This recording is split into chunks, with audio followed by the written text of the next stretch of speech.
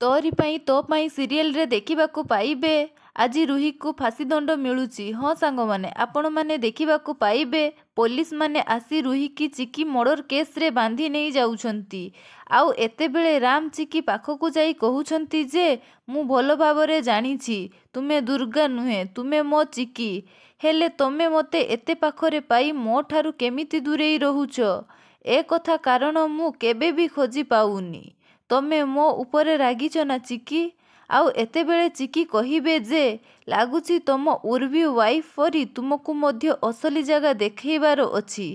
ଆଉ ଏହାପରେ ରାମ ଚିକିକୁ ନିଜ ପାଖକୁ ଟାଣି ଆଣି କୁହନ୍ତି ଯେ ମୁଁ ଜାଣିଛି ତୁମେ ଚିକି, ତମ ଆଖି ସତ କହୁଛି। ପ୍ଲିଜ୍ ଚିକି, ମୋତେ କ୍ଷମା କରିଦିଅ, ମୋର ଭୁଲ ହୋଇଯାଇଛି। ଆଉ ଚିକି ଏତେବେଳେ ପୁରା ଚୁପଚାପ ଥିବେ। ଏପଟେ ସିନ୍ରେ ଆପଣମାନେ ଦେଖିବାକୁ ପାଇବେ ଲେଡି ପୁଲିସ ରୁହିକି ବହୁତ ଟର୍ଚର କରୁଥିବ।